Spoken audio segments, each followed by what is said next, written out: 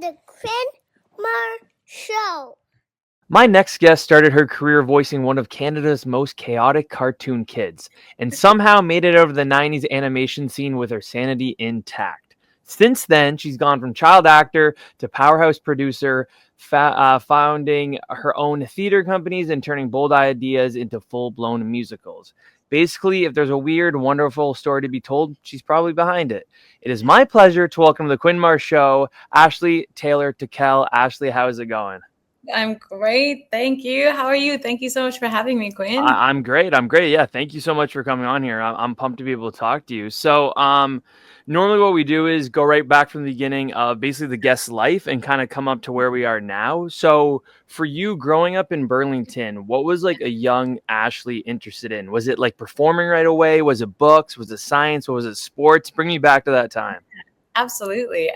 So, growing up, I guess, in the early days of Ashley, we played t-ball and baseball and was like an avid reader from a very young age. And I guess kind of the, shall we say, passion for the entertainment industry, the entertainment arts, came when I was about 9, and my parents took my family to go see the Phantom of the Opera.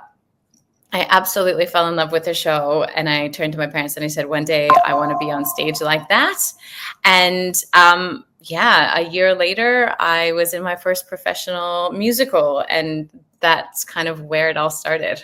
So before that, there was nothing entertaining, like for entertainment in your life. Well, we did. My brothers and I did some modeling. So we did like a couple commercials here and there, and like Kmart print ads, things like that.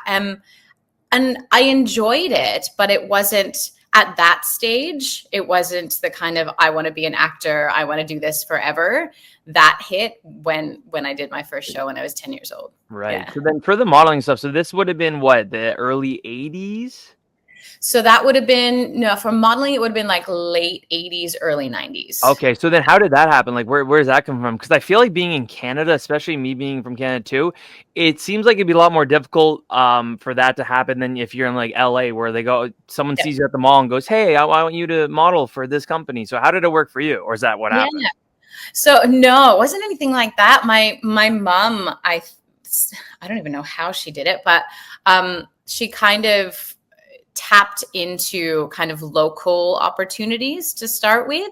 There were probably ads, like it's going back, right? So there's probably ads in the newspaper and things like that. And from there, we were able to kind of dip our toes in. So we would get calls for different like local catalogs. So things in Burlington, things in Toronto, and it all kind of started in that hub and grew from there. So what did your parents do for work when you were like this young? Yeah, my dad worked in the plastics industry for a long time, like creating color for product and things like that. And they also worked in real estate together for a very long time. But then when they had us, I've got 2 brothers, one younger, one older. Mom kind of took a backseat from work and focused on the kids. At that time, it was a lot different. There was a lot more single family households, or single working family households than there are now. Her focus was 100% on us, and Dad was the breadwinner. So she kind of found ways to have some fun, and I guess the modeling all fell into that.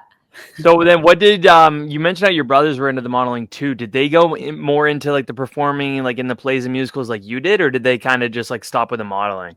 They just stopped with the modeling. They hit a certain age. My older brother was a teenager and went, nah, not for me. And I remember my younger brother was probably around 8, between like 8 and 10. And he went in for a commercial audition. And with commercial auditions, everything has to be larger than life and very imaginary play. So sometimes you go in and you feel silly having to pretend that there's like a toy flying in the sky that isn't really there. And my brother went into a commercial audition and he came out, he was like, this is dumb. That wasn't real.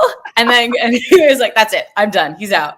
Oh So from no. that point on, it was just me. The boys were like, "This is ridiculous, Ashley. What are you doing?" But I, for whatever reason, went, "Not. This is it." That's so funny. What if I could ask, what do they do career-wise now, your brothers? Yeah, they're both in sales and production. So my older brother owns and runs a company. My younger brother is a national sales manager for a tech company as well. So That's hilarious. yeah. So then, you go from watching Phantom of the Opera to wanting to be in your own performances in general. All at the time, like, were you also on the side, like, doing anything with your friends too? Like for me as a kid, my best friend loved being a director, so he always would make up skits for me and his Yeah. brother to be in and stuff like that. And then eventually we were in two musicals in high school as well. So were you kind Awesome. of doing things on the side as well, or is it mainly like on stage? I was mainly on stage. It was like, it was weird. It kind of went from little ads and commercials once in a while to this musical. I played Annie and Annie at Theater Aquarius. And from then on, it was just like full speed ahead. It was my life. It was everything for me. Yeah. So I would dabble in different things at school as part, like when it was part of school, but outside of that, I was just doing it. I was just doing the thing. Did your friends do it too, or were they mainly going to their soccer practice or going to like band? You know what I mean? Or were they kind of same friend group? You were doing the same thing. Yeah, so a lot of them were just separate. They were kind of doing their own things in primary school. Once I hit high school, it was a lot more kind of similar circles, whether it was, in the community or at school and different school events. And one friend, a dear friend who is she's my oldest friend, actually was in Annie with me when she was 9. And That's cool. our friendship has kind of remained intact and beautiful since then. So she was kind of the one person that remained in that sphere with me all the way. That's pretty cool. So I know you also were in Aladdin where you played Jasmine. At the time, what other productions were you doing? And was it with the same theater company for all of these? Yeah, so I've done a number, usually with different theater companies. So I was Jasmine in Aladdin. I played Belle in Beauty and the Beast in a couple productions as well. I did Anne of Green Gables, The Sound of Music. That was a Mirvish production in Toronto. And then, the other shows were from different regional theaters across Ontario. Yeah, and it was hectic. It was busy. And through that, I was doing animation and film and television and whatever I could get my hands on, really. And that's what I want to kind of go into next. Like, how do you go from like musical plays on stage into voice acting? Where, like, to me, there's a gap there. So can you fill in that gap for me? Yeah, it was very, I think a lot of it was good fortune, to be honest. But at the time, I was brought on to be represented by a talent agency in Toronto, which they would get briefs for different projects. And one of these projects, Nelvana got in touch with the agency and they were looking for kids to star in Stickin' Around. And the agency submitted me to audition for the role of Stacey. So I went in and did that for the first time. And that was epic. I mean, it was the first cartoon I actually ever auditioned for as well. And everything just rolled from there. Now, and I want to go back quickly because with just the voice acting, the theater, and all this, how did you like even have time for school? To be honest, like we're doing all this because you would have been like what, like 9 or 10 ish for Sticking Around. Yeah, so I was I did Annie first, and then that came after. So I think between like 11 and 14 over the few seasons that we did it. Yeah. I know a lot of the time for kid actors, it starts off with their parents either being their manager or being like their agent or whatever. Is that what happened with you? And then moved into an actual company, or were your parents not even part of the agent manager part of your life? Yeah. So I had a separate, like a talent agency in Toronto that represented me. And then my mom, I guess you kind of call her a bit of a manager, but essentially your momager. My momager, but it was the agency that kind of steered the ship, and my mom was there to kind of support me and get me to rehearsal, get me to castings, make sure that I was being taken care of, and that kind of thing. Yeah. Now I know this website's always really weird for like actual order of things because on Yeah. IMDb it has one of your first credits as Almost Golden, where you played Yeah. the 12-year-old Jessica, right? Mhm. Which was and she was one of America's first female news anchors. Fortunately, she died in a car accident. Now, for you being such a young actor, how did you prepare for a role like that where you're playing a real life person who, like I mentioned, you couldn't talk to about their life Mhm. or anything? So that must have been pretty difficult, no? I think at that age, I was about 10 when I did that. And it was one of those experiences where the beautiful thing about being a kid is that you tend not to overthink anything. Hmm. And for me, it was just an opportunity to go in there and have a play being someone new and being someone else and getting in front of a camera. And it's just at that age, imaginary play is such a gift. I mean, it still is as an Hmm. adult. Like imagination helps keep us young, Hmm. So for that role, it was less about going, oh my gosh, I'm having to be a real person, and going, this is just me being me. It's a kid having a play with this pretend parent. Right. So I know you mentioned that you think sticking around was your voiceover work, and I want to get to that, but I want to talk about the Never Ending Story where you were on 2 episodes of that. So and you mentioned about auditioning for voiceover work. So how does an audition for voiceover work or happen? Yeah. Like what do you do that's so different from either auditioning for a play, a musical, or on screen? Yeah. So voiceover auditions are great. They're awesome. You basically just head into a booth or a small studio space, which you're obviously familiar with, in front of the mic, and you have the opportunity to just you just read. So you've got the mic, the headphones, the script in front of you, and a casting director or director there giving you guidance to give you a little bit of background about the show, the character, the scene that you're about to read. And you just you just read it. So the great thing is you don't have to be overly concerned with with how you look or how your hair is or anything like that, or if your hair color matches the actress playing your mom or whatever the case may be. You just go in and have a play with the essence of who that character is, and sometimes the voice is a great fit, and when that's the case, you kind of keep going through the process. Would you agree that a voiceover, like there's a similarity between voiceover work and like being on stage with like that you have to kind of overact to get like your point across? Sometimes, yeah, Yeah. that's because you're, I guess, with voiceover work, obviously you're being animated, and back in the 90s, animation wasn't as detailed and precise and crazy like CGI animation, that kind of thing that exists now. So your voice really had to help carry the emotion in a much larger way because facial expression wasn't the same in animation then as it is now. So yeah, so everything was kind of like overemphasized and extra excited. Also because a lot of the time it's geared toward children, so everything just feels bigger, larger than life. And I think similarly with theater, because you're on a stage in front of 1,000 odd people who, some of them are at the very back of the house, at the back of the audience, and you need to get your voice across and get your and your physicality becomes part of how you emote, really. I Yeah, whereas remember TV like is so small. yeah, exactly. Yeah, 100%. I remember when, like I mentioned, I was in a couple musicals in high school. I was in West Side Story. I was just one of the sharks. And then in grade 12, I was in Little Shop of Horrors where I was like the puppeteer for Audrey too. And then I was That's part of awesome. Skid Row as well. And I remember my buddy who he ended up directing Little Shop of Horrors. He even mentioned like you got to overact because again, like you just mentioned, there's all these people in the back of the house that like don't really realize or might not be able to understand like what you're really doing. Yeah, they can maybe hear you, but if they see you with the overacting, that's where it really goes, oh, okay, now I see what they're doing. Yeah, it's just kind of like really creating that larger physical being. So Mhm.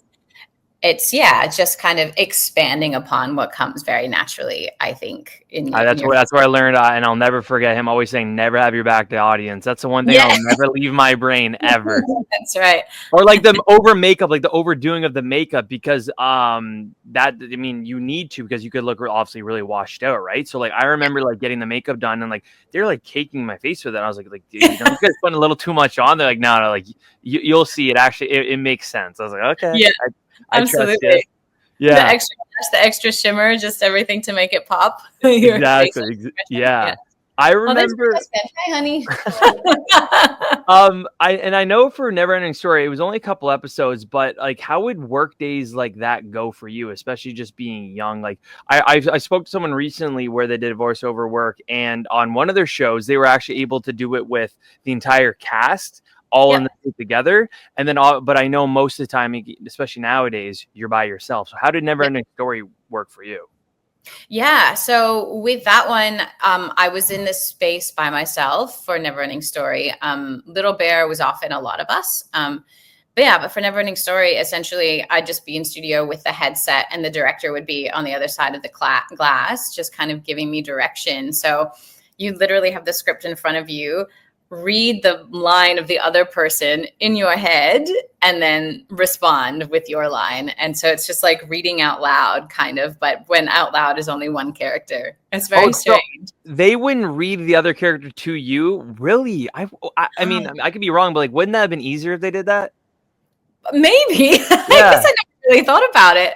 It was how it was. Yeah. So you get used to it. And it depended on the show. So for Neverending Story, it was very much just like in there on my own, kind of reacting to myself. And then they'd give me some direction or maybe give me some insight into something that might change the way I say a line. And then we go and do it again. And which one did you like better? Did you like doing it with a group of people or did you like doing it by yourself? At that age, I definitely liked doing it with other people. It was just more interactive and playful. That's fair. And then at one point you're in a project called Under the Piano where you played Franny, about 10 years old, which was a true story. And I was reading about it, and you played an autistic child growing up in the 40s and 50s. Now, I know you mentioned like you're just thinking at this age, I'm just playing somebody. It doesn't matter if it's like a real person or not. But what was it like to play like a serious role at that age? I was the sister of the young girl with autism in the show. Okay. Yeah. It was really rewarding. And I was young. I think I was about 12 at the time. But I remember really leaning into that, kind of exploring the more emotional and the more kind of, I guess, dramatic, for lack of a better word, type of storytelling.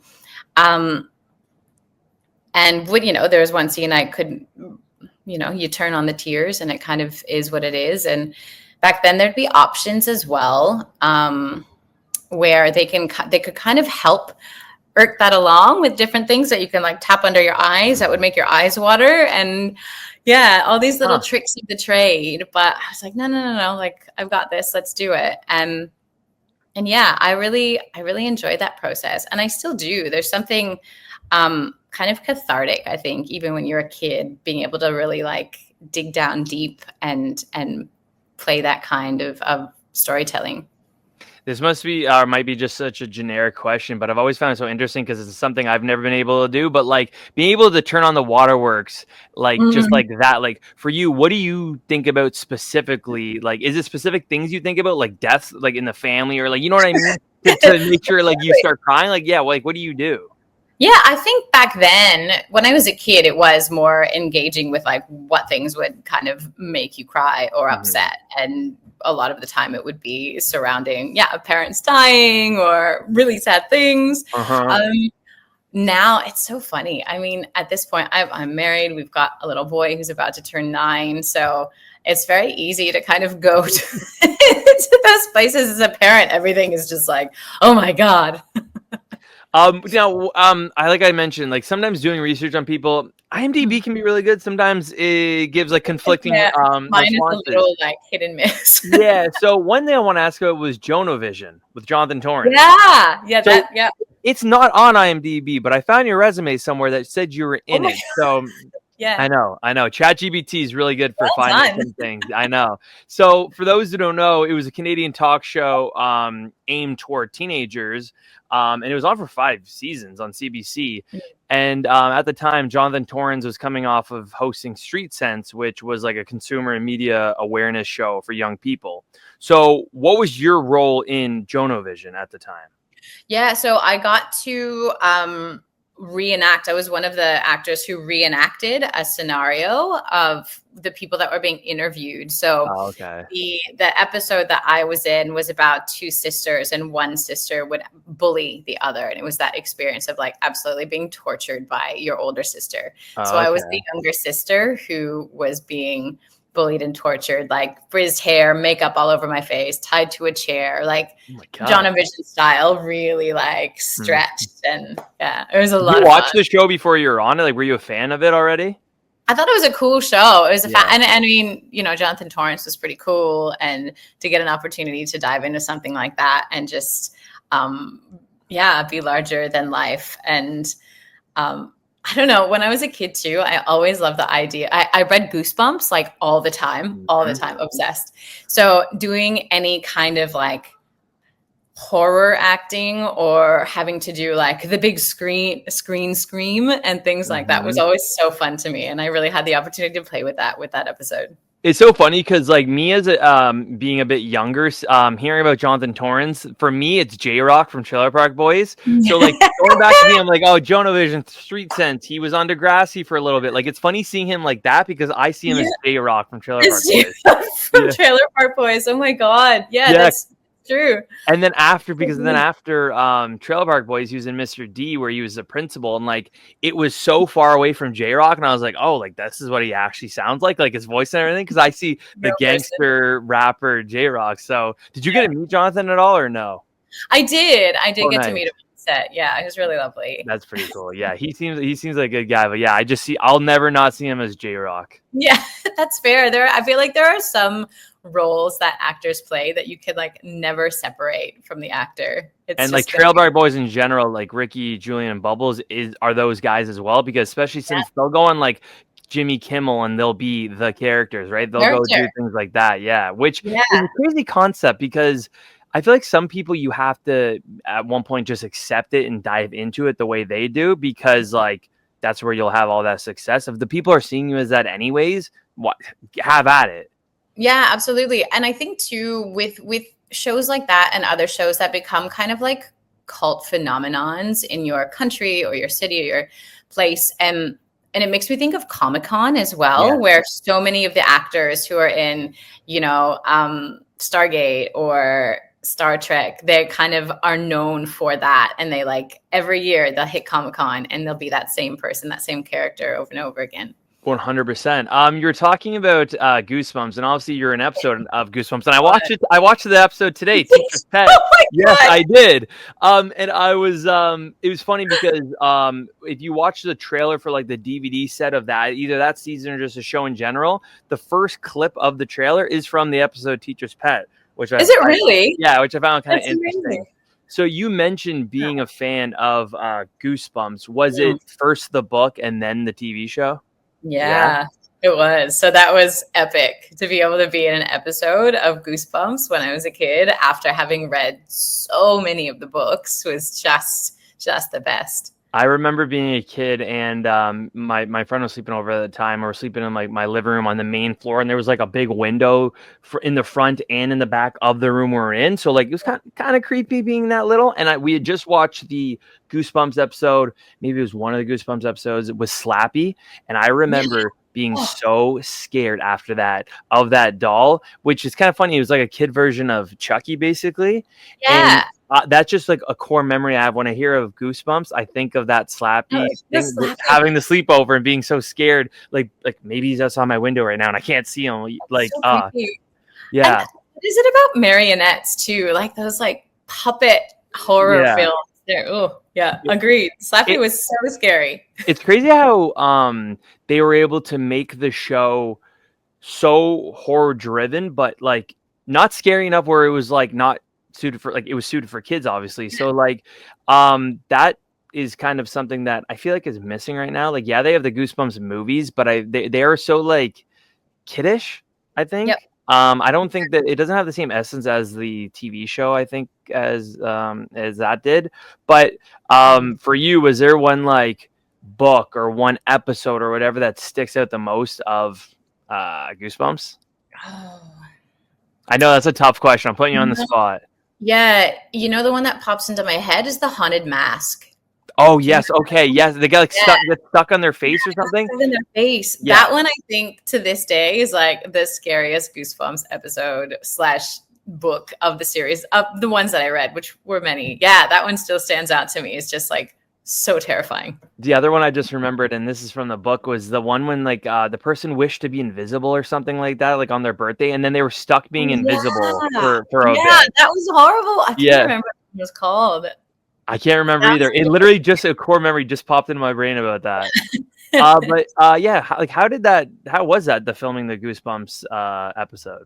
It was so great. It was so much fun to be with a bunch of other kids and getting to bring to life this series that was so popular at the time. And even now, I mean, however many, oh my God, like 20 plus years later, it's like different movies and it's still huge.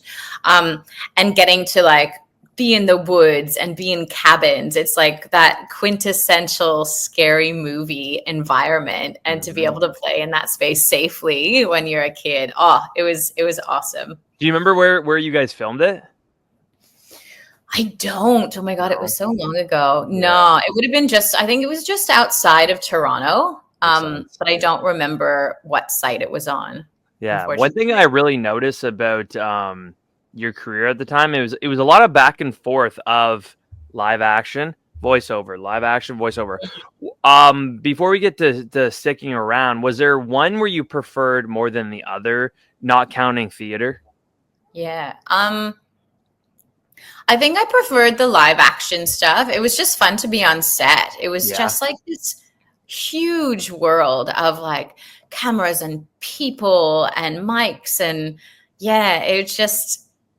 it was larger than life just to be on set. So that probably would have been my preference, but I still loved doing animation and just like getting in studio. It was a lot more laid back, I guess. Oh yeah, that makes sense. Like, and it's pretty cool for your career that you've hit like every aspect of that kind of part of the world, like of entertaining, basically. Like I said, live action, voiceover, theater. You kind of scratch every itch, right? Yeah, I have. I've been really fortunate. That's awesome. So to sticking around, I'm going to give a quick synopsis for anyone that doesn't know the show. Stacey Stickler and her best friend Bradley use their vivid imaginations to help get through the humdrum of elementary school. So a little tidbit I realized about the show is that it was originally shorts during commercial breaks, and it got so popular, like, hey, let's make this a show. So when you went to go audition for the show, it was just for the shorts then, right?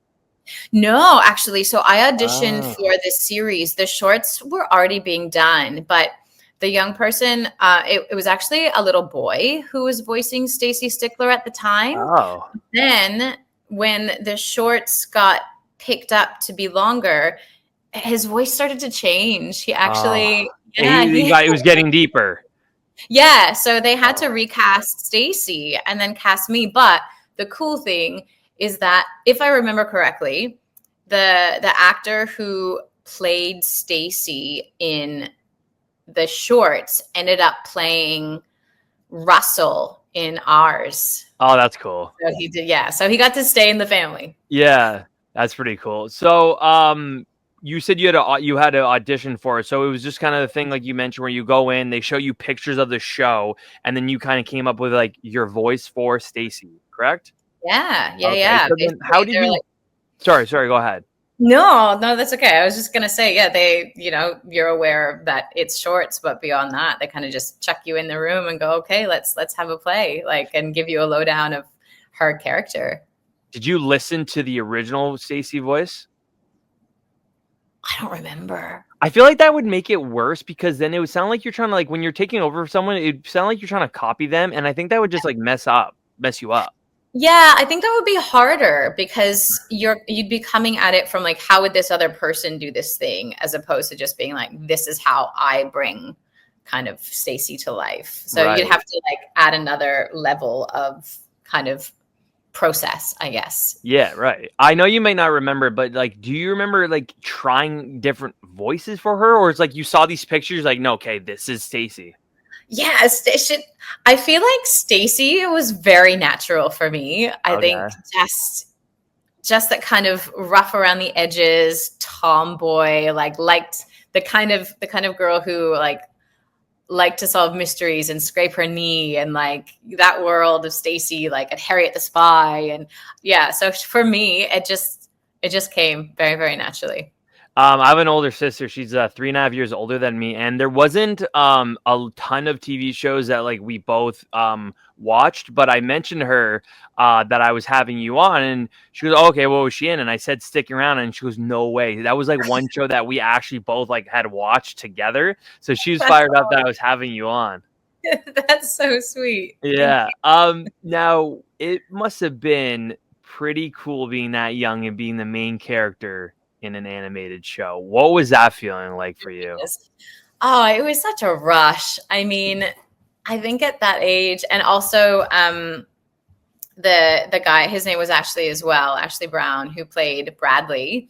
The two of us, whenever we get into studio, we were just absolute goofs together. And the creative team was so much fun. They just made it a game. Like every session we were in was a game, and they'd give us competitions where we'd have to guess, like, okay, how many pages do you think we're going to read through now? And you'll win like a super double scoop of chocolate cherry ice cream. And so it was always just play. And to do that and to see yourself as a cartoon on television was pretty wild.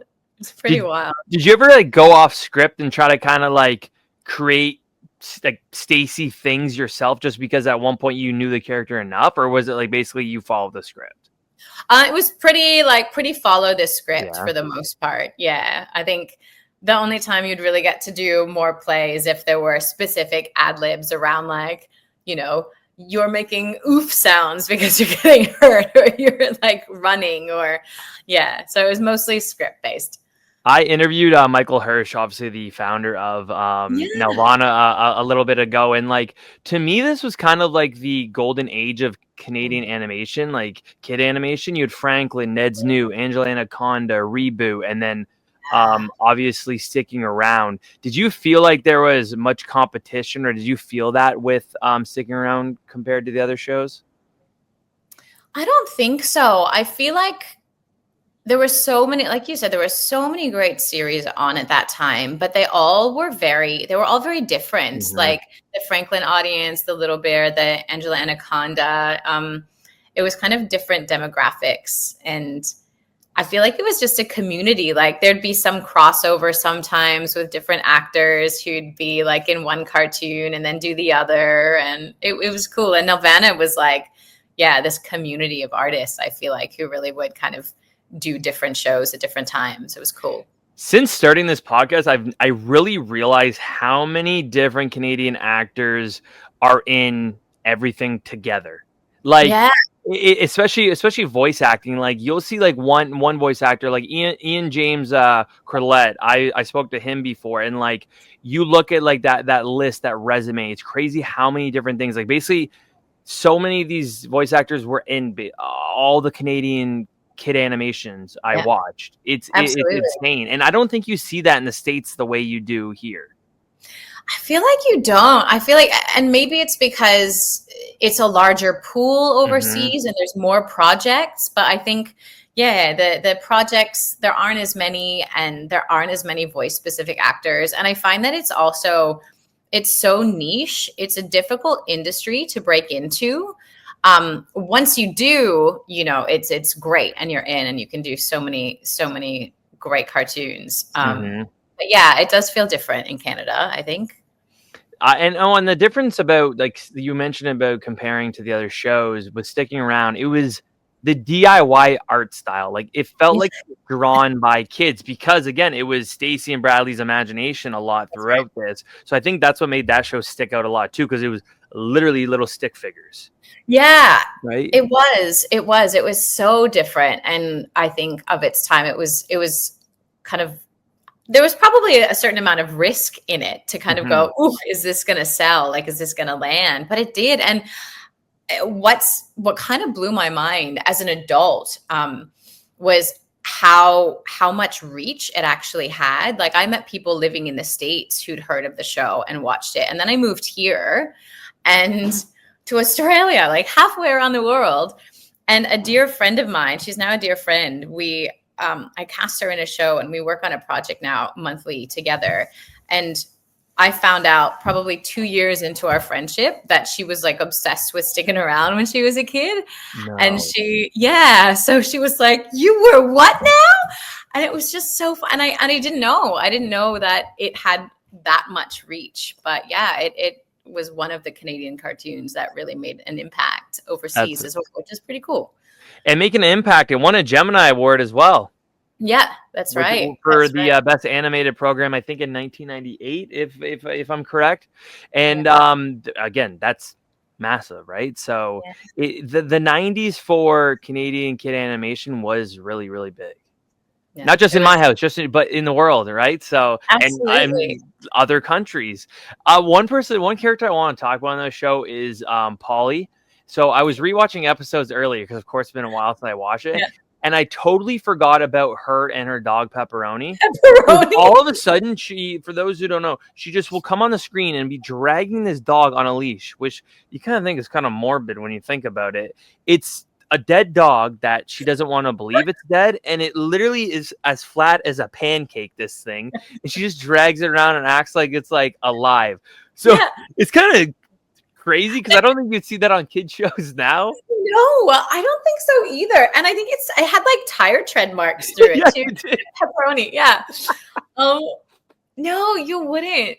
We're actually my husband and son and I were watching Mighty Ducks last night as well. And I feel like there's something about the 90s that there wasn't quite as much things weren't censored quite as much then as they are now for kids shows. So you go back and you're just like, this is what childhood really was like. Yeah. This is the weirdness that was the 90s.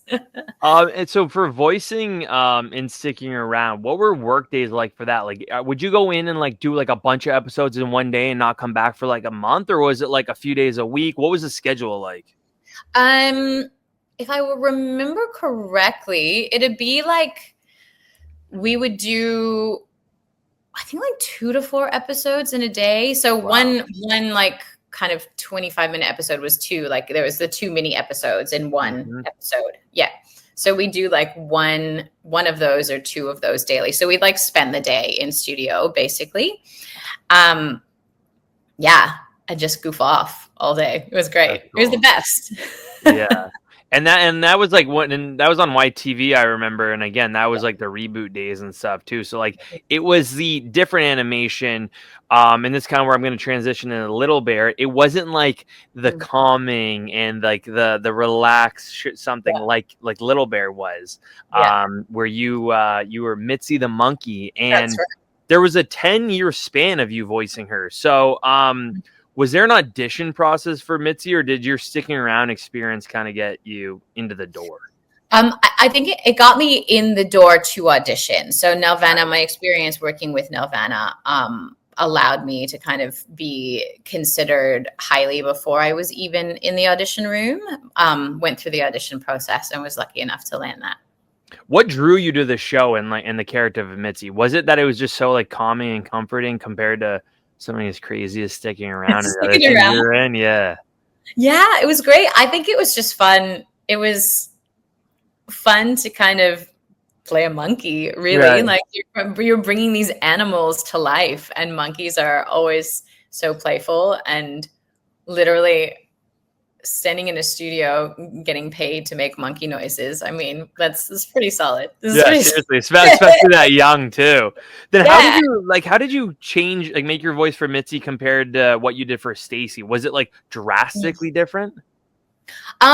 It was pretty different. I think Stacey was a lot more my natural voice at the time. It's a bit higher than it is now, obviously, because I was very young. But Mitzi, definitely, I think I pitched her up a little bit, so her voice was a little higher, and just gentler, softer, kind of didn't speak quite as quickly, wasn't kind of as rough, I guess, and ragged as Stacey's voice was, which sat more naturally in my register. I feel like Mitzi was kind of like Stacey in the regards of having like a bit of like sass and like spark. So how much of that like came from you, and how much was that in the script? I think a lot of it came from me.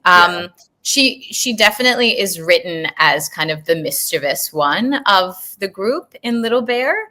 But I think perhaps that's part of what helped me get cast, because naturalistically I'm kind of had that extra little kind of silliness. Right. I mentioned about being such like a calming show and everything, and that's something my fiance and I have talked about a lot, that when we have kids, a show like this is something we kind of want to show them as like a non-stimulating type of show. Like it had like soft watercolor visual style and like gentle pacing, I guess is probably the best way to put it.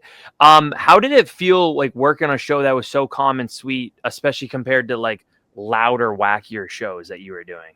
Yeah, it was lovely. I think one thing, it felt the space in general, like being in studio, felt a little bit more mature. Just the general play space. I think part of that also had to do with the fact that there were a few of us who were kids in the show, but there were also adults in the show that we'd be in the room with. And as I said earlier, with Little Bear, a lot of the sessions were the group of us together in the space rather than just one or two of us in the space. So with like the grown-up presence in studio too, I think that kind of helped just calm everything. You had to be like, more mature behavior. Yeah. You were being an adult at that point, right? When you were a kid. It must have taken a lot longer than to get through sessions when you were with multiple people because of like the retakes or like maybe the screw ups and stuff, right? Yeah, it definitely, you need a little bit more kind of time blocks for sure in those larger sessions. And for the people that didn't know, Little Bear was originally a book. Now, did you get to meet Maurice, the author, at all? I did not, unfortunately. Okay. No, that would have been cool. It's crazy how many of those shows, I mean, Goosebumps being one of them, start off at books and turn into shows, especially a lot of Nelvana things like Little Bear, Franklin, Clifford, the Big Red Dog. That's right. There's a lot of them that went from the books and into the show. So I feel like maybe that's where like the calming, comforting part of the show came from, is because it was books. I don't know. That could be a stupid thing to say, but no, I don't think it's stupid at all. I think it makes sense that these are the childhood books that you'd grow up with and your parents would read to you before you go to sleep. So it is that kind of idea of gentle play, I think. Yeah. I mentioned about there being a 10-year span of you voicing Mitzi. Now, how did that work for you? Because obviously you're doing other things at the time. So in that 10-year span, how are you juggling the rest of the stuff? Like you would always just come back and like revisit the character? Yeah. So it was always kind of part of what, the work that I did, like that I was contracted to do. So, there might be another project, but it never took up a great deal of time. You'd go in for a day or a half day to shoot an episode. So they kind of give you a heads up about what that might be, and you work it into your schedule. I mentioned about being able to show my kids this show one day. I'm going to start I don't know what the word is, a petition to get Little Bear rebooted back on. So that would be amazing. If so, you need to come back as Mitzi the monkey. Done. I'm there. I'm so there. I love it. Have you ever? You mentioned about having a young son. Have you ever revisited any of the episodes like as an adult, especially with your own children? And do you think it holds up still now? Yeah, I do actually. I showed him. I'm not like, you need to watch this. I was just like, please watch me in my work. This is a cartoon you have to watch because mommy's. No, but I played a little bit of Stickin' Around.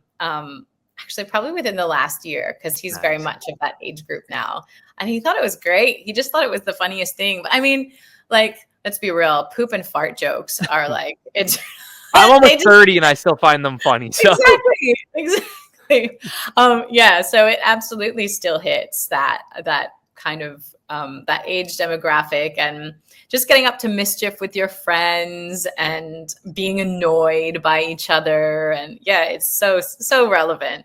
I love that. Kind of going through the rest of your just career before we get into the theater, rest of the theater aspects is a couple of one episodes, things like Tales from the Crypt Keeper, Rescue Heroes, Anne of Green Gables. How like what was that like? They would literally just go, hey, come and do the one episode, and that would it. Like you would be told you're doing one episode, and then you'd move on to the next thing. Yeah, that's it. That's it. And I was fortunate enough to get to the point where with kind of like bit parts and smaller episode projects that I could just get a call to come in. So I didn't always have to audition. And it was really cool. So you just kind of get a call and go into studio for a couple hours and that'd be it, like done and dusted and on to the next. That's sweet. So the last thing I want to get into in the acting part is a movie called Shafted. Can you explain this movie to me?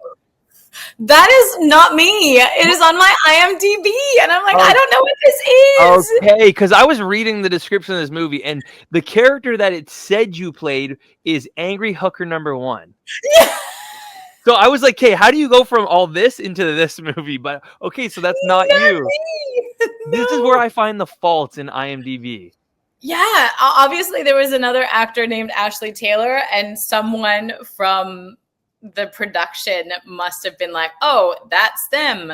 And like, I've tried to make it. Yeah. Anyway, that's not me. I was never Angry Hooker #1. Okay, perfect. Okay. You debunked it. Oh, sorry. Last thing before we get into theater is, I need you to answer this for me. So Magic School Bus, it says you're in 6 episodes, and it said the character you played just as caller. What is that? Yeah. So at the end of the Magic School Bus, at the end of every episode, there were usually 1 or 2 callers that would like call in and talk to the teacher to ask her questions about it.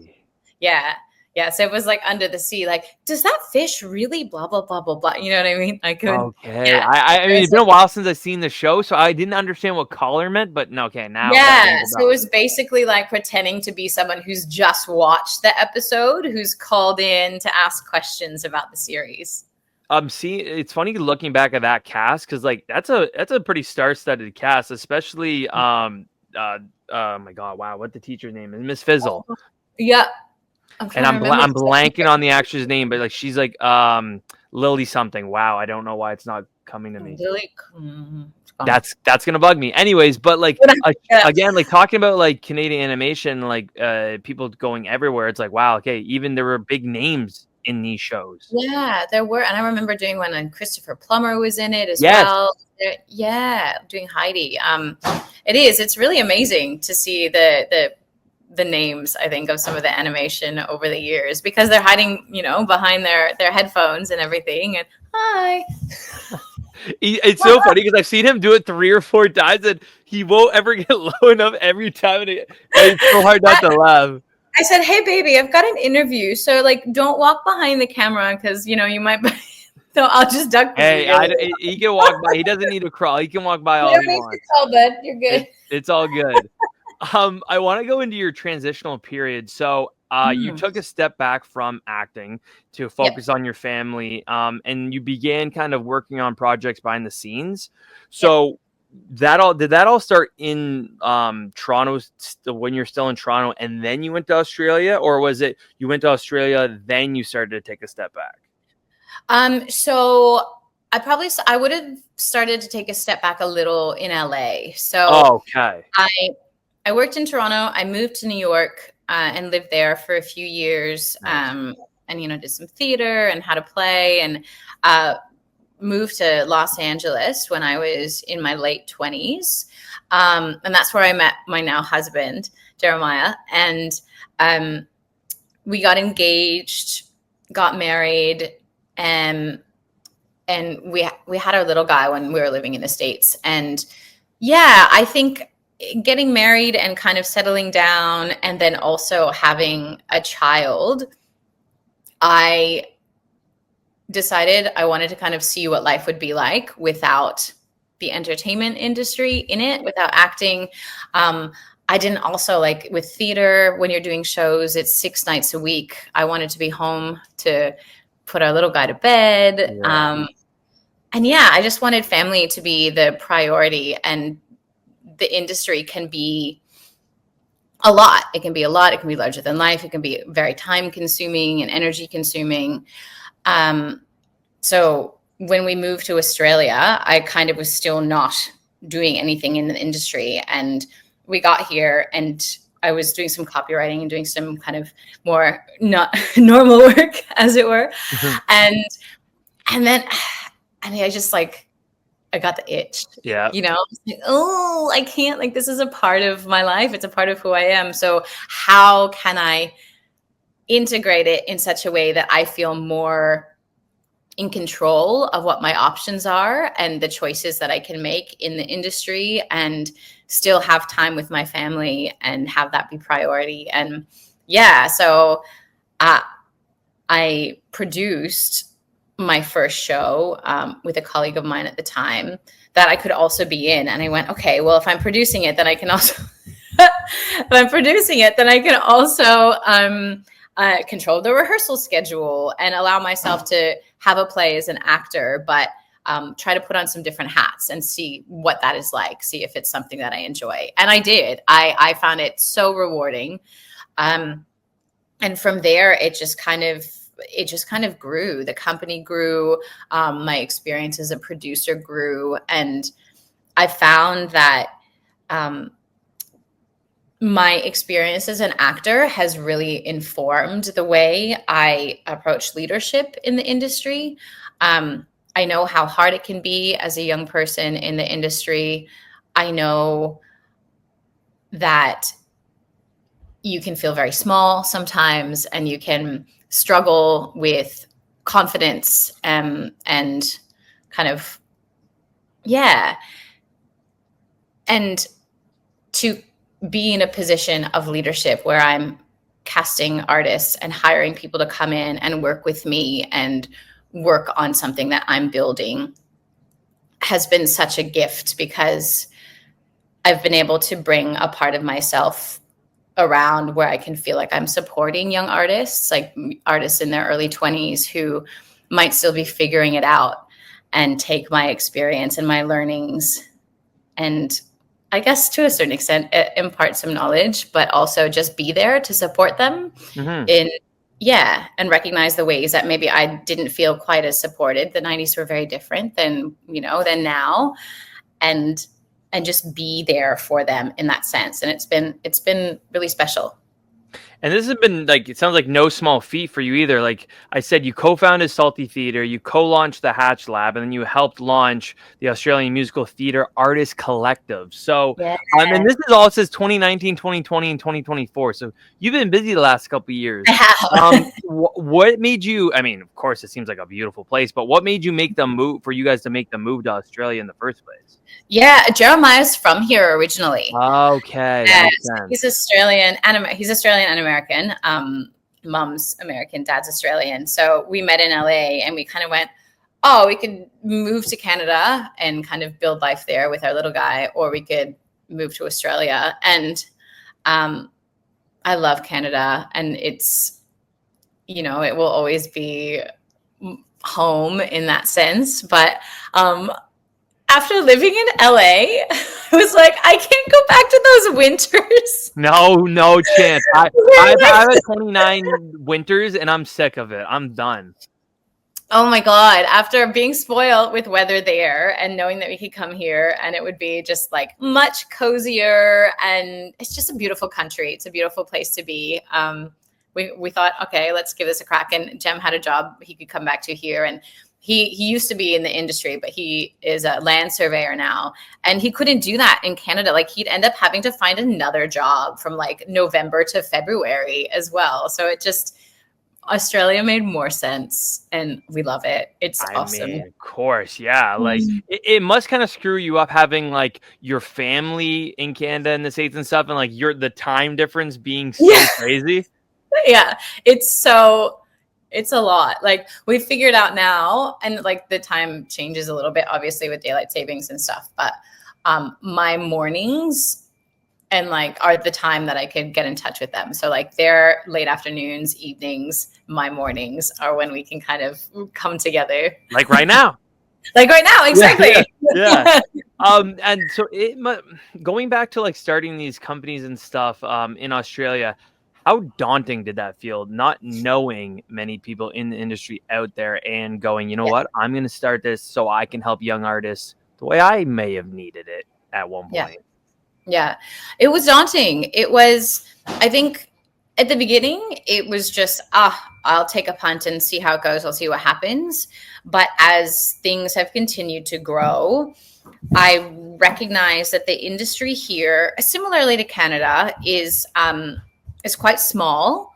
And to be an outsider coming in, I think I really had to prove myself as not just a professional in the industry, but as a person who is here to support the arts in Australia and not think that I was coming in and I could just like break in and do what I wanted. And so it was daunting. It was difficult. But it's always been something that I'm so passionate about. I can't imagine doing work that isn't a part of the industry. I can't imagine a life without this and theater and the arts and performance in my life. So I forged ahead, and it's amazing here. Like it's a beautiful community of people and artists, and they're so passionate and they work their butts off to make good work happen. And I feel very blessed to be here. That's awesome. Now with these 3 companies that you got going on, your schedule must just be like all over the place. Like, what is like a day in the life for you? Because it must be different every day, right? Yeah, it does. It very much changes. Today, for example, after the interview, and it's also school holidays right now. So sometimes I bring my little guy around with us. So I'm heading into the city to bump in Footloose, the musical, which I'm associate producer on. So with another company, and then I'm in the middle of working with 2 writers to do an industry concert presentation that goes up in 2 weeks for a new kids musical. So it really depends. Sometimes I work from home, sometimes I'm in office, sometimes I'm on site, and I try to keep it as 9 to 5 as I can, but in this industry, evenings and weekends, sometimes you just have to. So it's hectic, but I'm really fortunate that I'm in a position where, because I've built my own business and also the connections and the wonderful people that I've been working alongside, recognize that I'm also a mom. I'm able to make it work and kind of adjust schedules. And my husband is so supportive, and it's an adventure every day, and it's awesome. You must be the most organized person with your schedule, with how much you have going on at the same time. That's insane. That gives me a headache thinking about it. Oh my God, it's so much. If I don't write something down in my phone and my calendar, I will feel like it'll be gone. It'll just like, poof, it's gone. So yeah. I've recently I've gotten an app on my phone that I got my fiance to get too. It's like a shared calendar now, because like we just need it. We're just so busy with like either work or me with the podcast, or we're getting married in a couple months. So like her having like dress things coming up or makeup, like all that. Like I've never felt so busy in my life. So I can imagine you as an everyday, all the time thing. Yeah, it's a lot. And then, you just have to be really intentional about when you're taking time to kind of close things down. And I'm not always good at it. And I have to remind myself to kind of go, okay, no, put the phone away. That text message can wait. It's like nothing's going to change between now and 9 o'clock tomorrow morning. But it's great. I'm so lucky to be able to do work that I love and have this incredible, beautiful family. And we're planning a holiday together, and we're going to go meet my whole Canada family overseas. And nice. it's lots to look forward to. That's awesome. So before I ask my last question, I know you mentioned a few things you have on the go right now, but please promote anything you have with any of your companies right now, like anything that's coming up for you, what you're working on, anything. Thank you. That's amazing. So at the moment, there's a beautiful new musical called Clancy of the Outback that is in early stages of development. So we're always looking for people to support that. Developing new musicals is a challenge, but that's really exciting. So check out Clancy of the Outback, the musical. Footloose, the musical, is another project I'm working at the Athenaeum Theater in Melbourne at the moment. And what else? Oh my gosh. And yeah, just continue. I know, that's okay. And just consistent, like if you check out Amtech and Hatch Lab, just new musicals in general and the development of that work is something I'm hugely passionate about. So we've always got readings happening and are constantly looking for, just that support to keep them growing and bringing them to life so we can get these new shows on stage. That's amazing. Awesome. Well, the last question I always ask everybody is, what's one thing you miss most about being a kid? Oh, that's such a good question. I think one thing I miss most about being a kid is just being able to be your absolute silliest self without that adult brain going, that's embarrassing, don't do that. I think just being absolutely free to be you 110%, no holds barred.